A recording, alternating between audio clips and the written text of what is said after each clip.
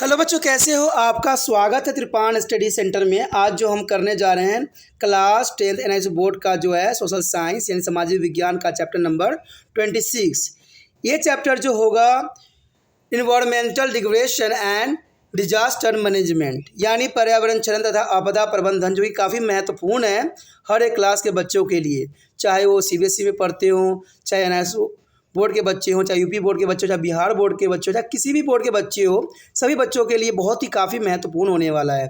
Even कि जो बच्चे कंपटीशन की तैयारी कर रहे हैं उनके लिए भी अमृत तुल्य रहेगा ये टॉपिक, ठीक है। लेकिन आपको पता है कि चैप्टर स्टार्ट करने से पहले एक बात जो मैं सदैव कहता हूँ, जिसको आपको सोचना भी चाहिए, विचार भी करना चाहिए, इवन अमल भी करना चाहिए, वो ये है कि जब भी वीडियो देखिए पूरा देखिए, क्योंकि अधूरा जानकारी सदैव खतरनाक होता है। साथ में एक इंपॉर्टेंट बात ये भी रहता है, अगर आप पहली बार वीडियो देख रहे हो तो लाइक शेयर सब्सक्राइब करना मत भूलना, क्योंकि दोस्तों लाइक कीजिएगा तो बनाने वाले का मनोबल बढ़ता है, सब्सक्राइब कीजिएगा तो इससे ये होता है कि जब भी मैं कोई वीडियो डालूंगा उसका नोटिफिकेशन आपको समय रहते मिल जाएगा। और देखिए, शेयर का मतलब ये होता है कि आपके थ्रू ना जाने किन बच्चों को हेल्प मिल जाए, ये आप भी नहीं जानोगे, इसलिए जो है आप शेयर जरूर करो, ठीक है। व्हाट्सएप स्टेटस पे भी लगाओ। दोस्तों एनआईसी सेंटर जो कई मानने में बहुत से बच्चों के लिए हेल्पफुल है, चाहे वो 8th क्लास हो, 9th 10th 11th 12th हो, चाहे वो एनआईसी बोर्ड के बच्चे हों, ठीक है, चाहे बीए एमए के बच्चे हो, सभी क्लासों के लिए कुछ ना कुछ जो है त्रिपाण सेंटर में उपलब्ध है। तो इसलिए आपके लिए ज़रूरी है कि आप सब्सक्राइब करके इसको चैनल को जो है सेव कर लो, नहीं तो बाद में अगर रिसर्च करोगे तो शायद आपको ये चैनल प्राप्त ना हो। तो इसलिए सोचना नहीं, विचार नहीं करना है, सब्सक्राइब करके जो है अपने पास सेव करना है। दोस्तों ये तो बात था आपके लिए, लेकिन आप देखते हैं हमारा आज टॉपिक क्या है। Our next topic is the most important here, sustainable development here. Sustainable development is the most important topic arrive here. Because of the serious consequence of environmental degradation here, it has been a matter of great concern. Every often to the linked with the development. There is a strongly expressed point of view that the major source of environmental degradations has been to the model of development adopted by human society. The concept of sustainable development has emerged as an alternative model that will be halt environmental degradation here. Thought as sustainable development has been used in a number of contexts with different meanings.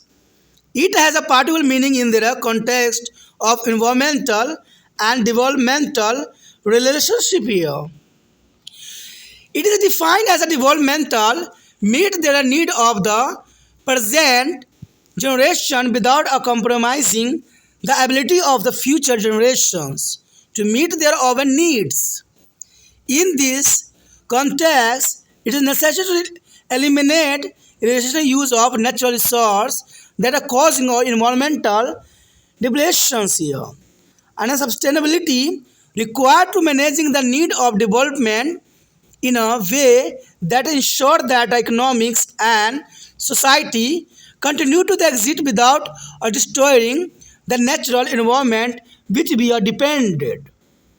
We can achieve their goal of sustainable development by the managing the specific use of our natural resources.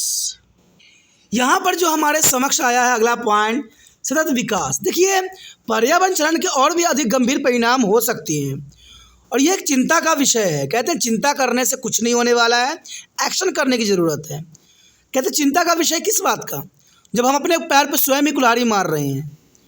अक्सर यह विकास के साथ जुड़ा हुआ होता है और यह एक सख्त विचार है जो मानव समाज द्वारा अपनाया भी गया है। विकास का मॉडल पर्यावरण क्षरण का प्रमुख कारण रहा है। विकास का मॉडल जो है पर्यावरण क्षरण का प्रमुख कारण रहा है और सतत विकास की अवधारणाएं एक विकल्प के रूप में सामने आई है जो पर्यावरण क्षरण को रोक सकेगी। देखा जाए तो ये काफ़ी महत्वपूर्ण है। हालांकि सतत विकास का प्रयोग विभिन्न अर्थों के साथ विभिन्न संदर्भों में किया गया है, लेकिन पर्यावरण विकास के संदर्भ में इसका एक विशेष अर्थ बनता है। यह एक ऐसा विकास के रूप में परिभाषित किया जाता है जो भविष्य की पीढ़ियों को अपनी आवश्यकताओं को पूरा करने की क्षमता से समझौता किए बिना वर्तमान पीढ़ी की आवश्यकताओं को पूर्ति भी करने के लिए सक्षम होता है। और इस संदर्भ में यह आवश्यक है कि प्राकृतिक संसाधनों को जो है विवेकहीन उपयोग को समाप्त किया जाए। कहते हैं जो विवेकहीन उपयोग किया जा रहा है उस पर कंट्रोल किया जाए, जिससे पर्यावरणीय रिक्तीकरण होता है।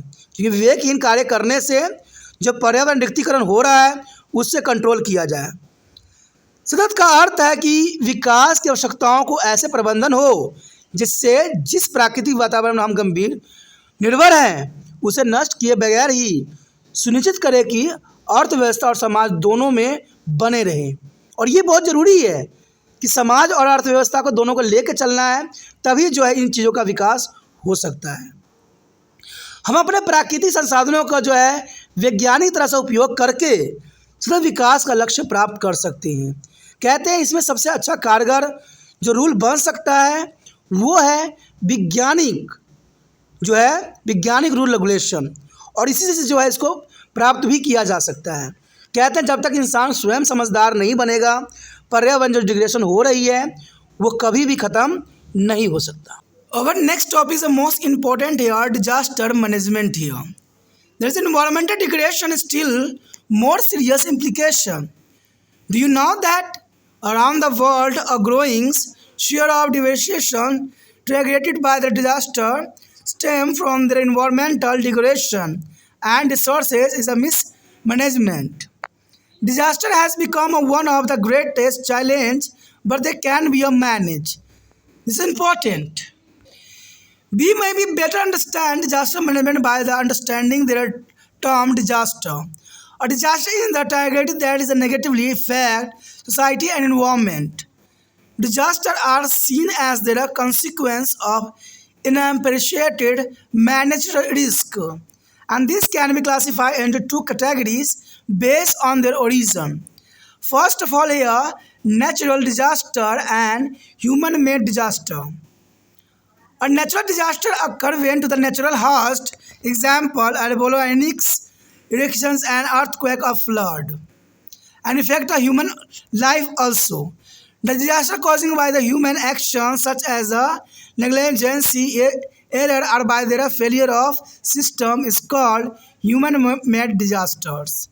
Examples of such a disaster are Bhopal gas tragedy, landslides that take place in a different part of our country for a flood due to the breaches in a dam, and global warming is going to be a great disaster, and it is also the result of human interference with the natural environment. Though the consequences of disaster are immense, and the impact can be minimized. The minimize the advised effect of natural and human-made disaster by adopting suitable strategies is called disaster management. Its process involves four phases: mitigation, preparedness and response, and discover. That's the most important here. And the next here, mitigation. Mitigation may be appear to me as the technical and difficult term. It's mean to the effort that are made to the prevent harms from the developing into the disaster, or that reduce the effect of disaster to the minimum when they occur. The mitigation phase differs from to other phase because it is a focus on long-term measures for reducing or the eliminating risk. Even before there are phase of mitigation, there may be a phase of the identification of the risks.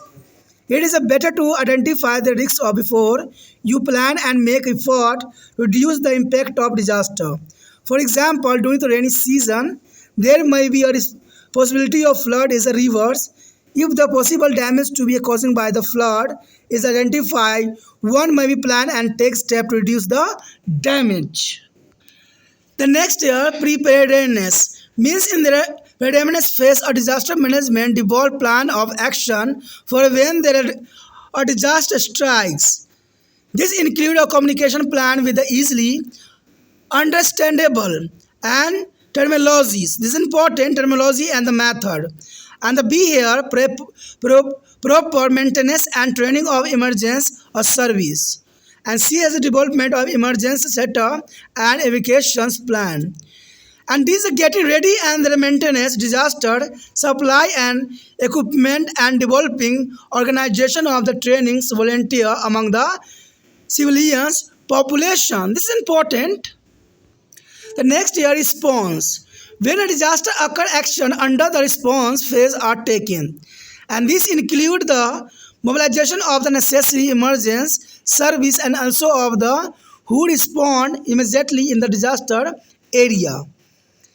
This is likely to include emergency service such as the firefighters and policy and ambulance care.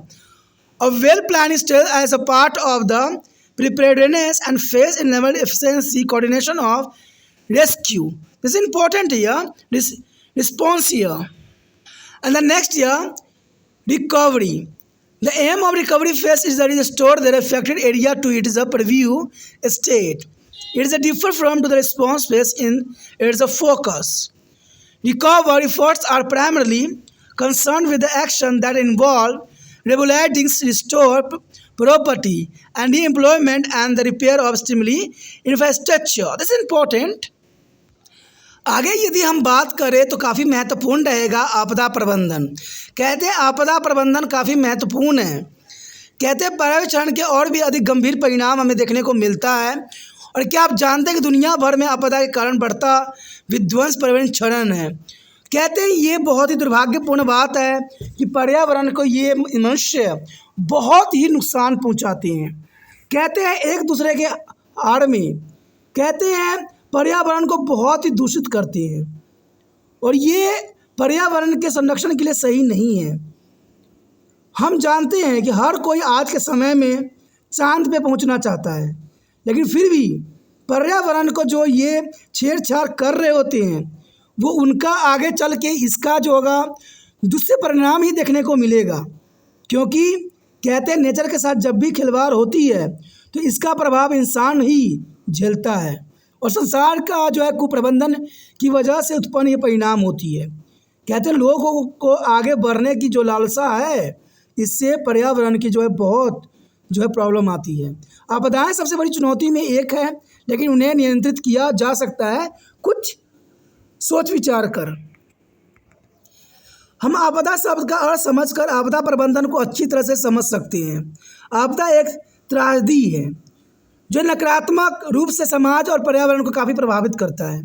आपदा जो इंसानों को भोगना पड़ता है वो एक तरह से बहुत गंभीर परिणाम दे सकता है। आपदाओं का जो अनुपयुक्त प्रबंधन जोखिम के परिणाम के रूप में देखा जा सकता है। अपनी उत्पत्ति के आधार पर यह दो वर्गों में वर्गीकृत किया जाता है, प्राकृतिक आपदा और मानव निर्मित आपदा। प्राकृतिक आपदा जो प्राकृतिक स्वयं ही करती है और मानव निर्मित जो इंसान अपनी जो है तरक्की के आड़ में जो पर्यावरण को छेड़छाड़ करती है उससे जो है वो मानव निर्मित कार्य करती है और इससे जो है आपदा आती है। प्राकृतिक आपदा तब होता है जब प्राकृतिक जोखिम जैसे ज्वालामुखी का विस्फोट, भूकंप, बाढ़ आदि और मानव जीवों को प्रभावित करती है। मानवीय क्रियाकलाप जैसे लापरवाही, त्रुटियां, एक प्रणाली की विफलता के द्वारा उत्पन्न आपदा को मानव निर्मित आपदा कहा जा सकता है। भोपाल गैस त्रासदी तो आपको पता ही होगा, ये बहुत ही भयंकर और बहुत ही दुखदायक थी। हमारे देश के विभिन्न भागों में होने वाले भूस्खलन के कारण आई बाढ़ ऐसी आपदाओं का उदाहरण है और वैश्विक तापमान का जो है महान आपदा होने जा रहा है और यह भी प्राकृतिक पर्यावरण के साथ मानव हस्तक्षेप का परिणाम ही है। कहते हैं मानव जब तक पर्यावरण को हस्तक्षेप से दूर नहीं रहेगा तब तक जो है ये आपदाएं हमें तहस नहस करता ही रहेगा। इंसान आज सबसे आगे बढ़ने की होड़ में लगी हुई है और इस होड़ में हम पर्यावरण को भूल रहे हैं। क्या पर्यावरण को इसका नुकसान नहीं होता होगा? कहते हैं अगर आप प्रकृति को अगर छेड़छाड़ करते हो तो इसका प्रभाव आपको स्वयं ही मिलता है। और ये जो इतने बड़े बड़े कार्य हो रहे हैं, अगर आप कहते हैं अगर ऊपर अंतरिक्ष में चले जाओ तो दुनिया भर के इतने सैटेलाइट हैं कि कहते हैं ऊपर के आसमान भी इतनी प्रदूषित हो चुकी है। कहते हैं माउंट एवरेस्ट जो सबसे उच्च चोटी है, अगर वहाँ भी आप चले जाओगे तो अब वो भी जो है टूरिस्टों के लिए बना दी गई है, जहाँ पर लोग जाते हैं और वहाँ पर कचरा फैलाते हैं। तो ये सारे जो हैं प्राकृतिक के छेड़छाड़ करने के कारण ही ये सब हुआ है।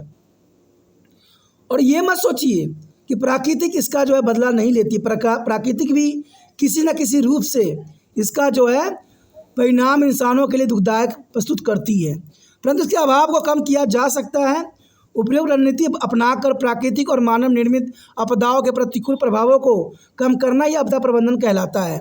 और ये करना बहुत ही ज़रूरी है, नहीं तो आने वाला समय में इसका बहुत ही दुर्गम परिणाम हमें देखने को मिल सकता है। आपदा प्रबंधन प्रणाली के 4 चरण हैं: कम करना, तैयारी, अनुक्रिया और अनुष्ठान। तो काफ़ी महत्वपूर्ण है। तो सबसे प्रथम आता है कम करना। देखिए, मिटिगेशंस, आपको यह तकनीक या कठिन शब्द लग सकता है और इसका अर्थ उस प्रत्यय से है जो खतरों को आपदा बनाने से रोकती हैं तथा जब आपदा आ जाती है तो उसके प्रभाव को कम करने से। और यह चरण अन्य कारणों से भी अलग है क्योंकि यह जोखिम को कम करने या नष्ट करने के लिए लंबी अवधि के उपयोग पर केंद्रित है। इस चरण से पहले भी जोखिम की पहचान का एक चरण हो सकता है।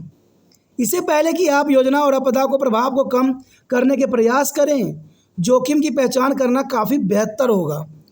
उदाहरण के लिए, बरसात के मौसम के दौरान वहाँ एक नदी में बाढ़ की संभावना हो सकती है। यदि संभावित बाढ़ की वजह से होने वाली क्षति को पहचान कर ली जाए तो नुकसान को कम करने और उसके आवश्यक कदम उठाने की योजना बनाई जा सकती है। तो जनरल सी बात है कि जो आपदा प्रबंधन है उसके मैनेजमेंट करना बहुत काफ़ी महत्वपूर्ण रहता है। उसके पश्चात है तैयारी। देखिए, तैयारी चरण में आपदा प्रबंधन द्वारा आपदा आने पर योजना बनाई जाती है और इसमें शामिल है आसानी से समझ में आने वाली शब्दावली और विधियों के साथ संचार की योजना, उचित रखरखाव और आपातकालीन सेवाओं का प्रशिक्षण। तो ये काफ़ी महत्वपूर्ण है कि हम पहले से ही तैयारी कर ले कि इस क्षेत्र में आपदा आती ही रहती है और यहाँ पर हमें इस तरह की संभावना रहती है। तो ये काफ़ी महत्वपूर्ण है। आपदा के लिए वस्तुओं और उपकरणों की आपूर्ति बनाए रखना और आम जनता में से प्रशिक्षित स्वयंसेवकों को संगठनों का विकास करना, ये भी काफ़ी महत्वपूर्ण रहता है। तो आपदा प्रबंधन के लिए सबसे महत्वपूर्ण है तैयारी। उसके पश्चात हमारे समक्ष है अनुक्रिया। अनुक्रिया भी काफ़ी महत्वपूर्ण है। जब आपदा आ जाती है तो अनुक्रिया चरण के तहत कार्रवाई की जाती है और इसके अंतर्गत आवश्यक आपातकालीन सेवाओं और लोगों को संगठित करना जो आपदा क्षेत्र में कार्य करने के लिए तैयार होती हैं। इसमें आपातकालीन सेवाएं जैसे अग्निशमन, पुलिस, एम्बुलेंस कर्मचारियों के रूप में शामिल होने की संभावना है। तैयारी चरण के रूप में अच्छी तरह से नियोजित कार्यनीति और बचाव कार्य में सफल कम सिद्धांत हो सकती है।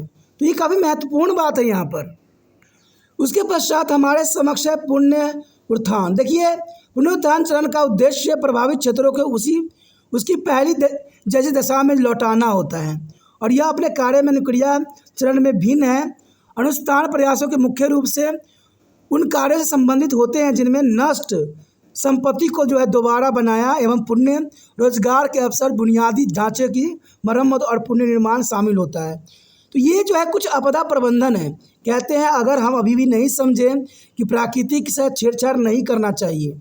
आज हमें पता है कि हर एक देश अपने आप को आगे दिखाने के लिए हर संभव कोशिश करता है और आए दिन देखिए हर क्षेत्र में देखिए तो तरह तरह के मिसाइल है, तरह तरह की चीज़ें बनाई जा रही है और इससे बहुत वातावरण प्रदूषित हो रही है।